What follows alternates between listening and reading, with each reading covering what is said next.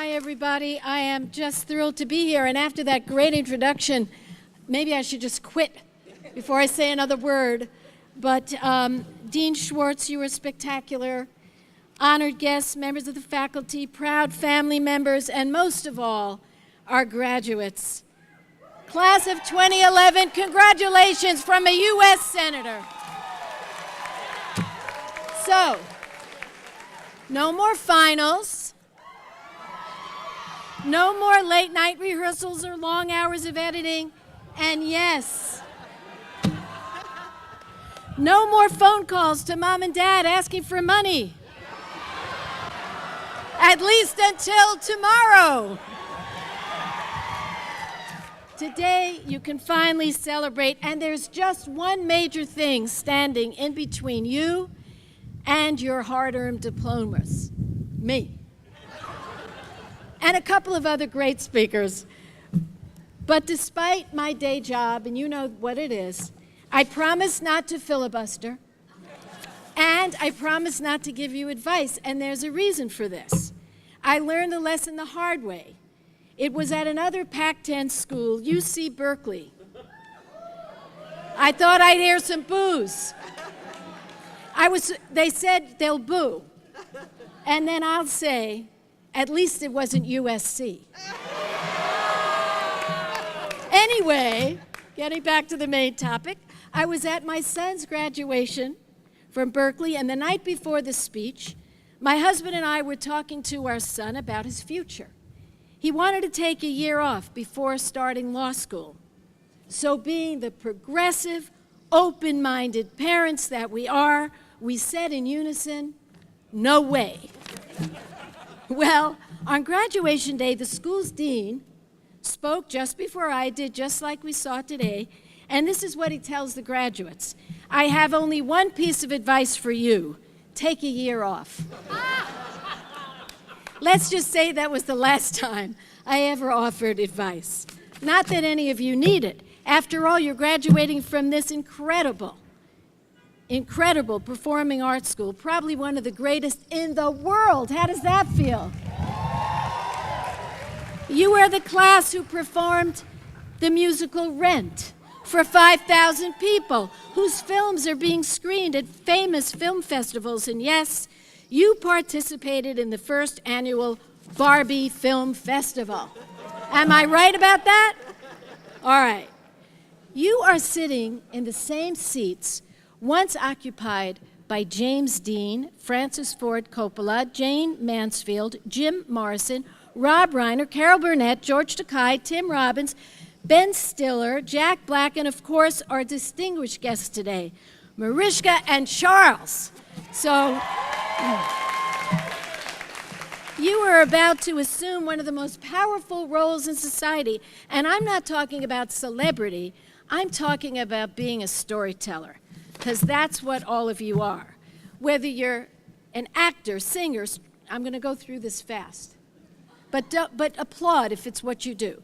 Actor, singer, screenwriter, producer, costume or set designer, master of special effects, cinematographer, director.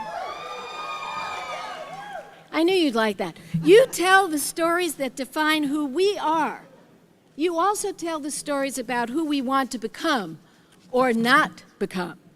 You tell the stories that capture our imaginations, challenge and move us, make us laugh, cry, think, and feel.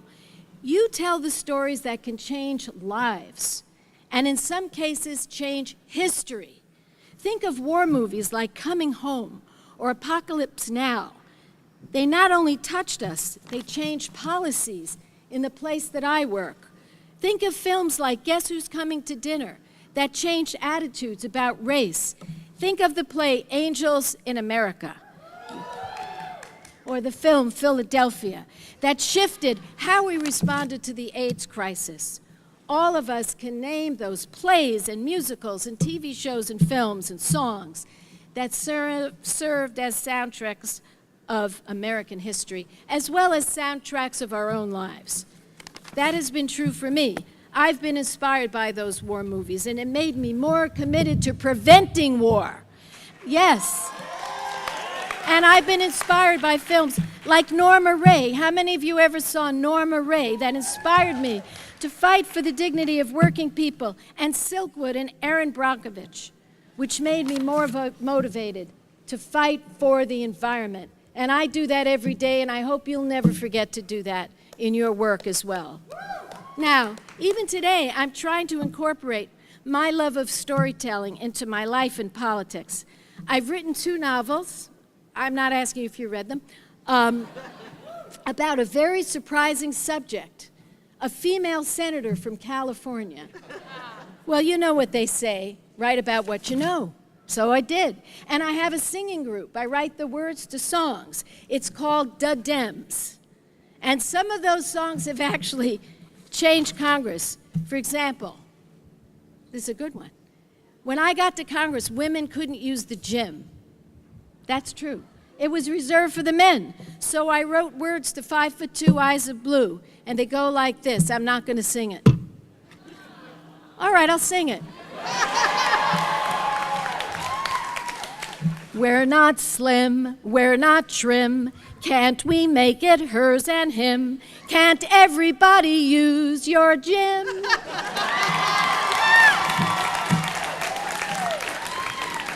Well, those deep and meaningful lyrics got women into the gym. The arts triumphed once again. So the truth is, you have so much power. Maybe you're shocked. More people go to the movies than watch C-SPAN 2. Are you shocked at that? You know, it's hard to get our stories to break through. And when they do, they're not very good stories, if you know what I mean. I guess you haven't been watching TV lately.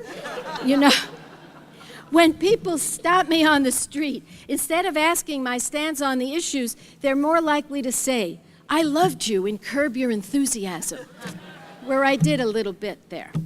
So as storytellers, you have the power to grab attention and hold it. And you're going to take that megaphone onto the stage or the screen at a time of change, as Dean Schwartz has said. And you got to watch out, because it's easy for you to get your work out in a second. It's also easy for people to steal it in half a second. And my job is to protect those intellectual property rights. And know that, yes, it's very important that you are aware of that. I'm going to protect those freedoms. Mediums evolve. But the one thing that stays the same is everybody's looking for the good story. And that's what you've learned. And you know, whether it's drama or humor, I personally love humor because my life is so humorless in the Senate that I need humor. And these are tough times, and we all need that humor. Well, your credits will soon roll across our screens. They'll be printed in our playbills. Isn't it exciting? Yeah. But the credit will always be shared with the production assistants of your life. They're here today. Your family members, teachers, friends who've helped make it possible. How about some applause for them?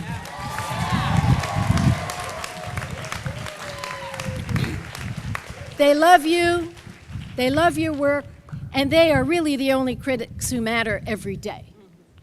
I promised you I wouldn't give advice, and I'm going to give you the 2 words that every graduate always waits for. So, in closing, I won't be giving you advice, but I'm going to give you someone else's advice.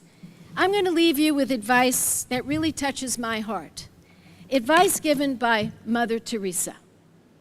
If you're kind, people may accuse you of selfish, ulterior motives. Be kind anyway. If you're successful, you will win some unfaithful friends and some genuine enemies. Succeed anyway. If you're honest and sincere, people may deceive you. Be honest and sincere anyway. What you spend years creating, others could destroy overnight. Create anyway. If you find serenity and happiness, some may be jealous. Be happy anyway. The good you do today will often be forgotten. Do good anyway.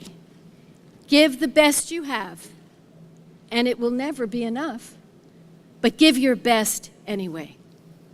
So graduates, years from now, someone will be standing right here in my shoes at this podium, and it might very well be one of you.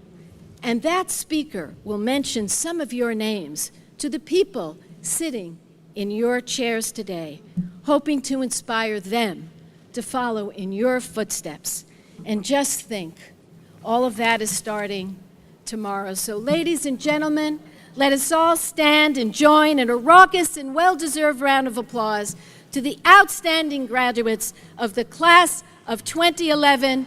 My best wishes to each and every one of you. Bye. It's a great day. Enjoy it.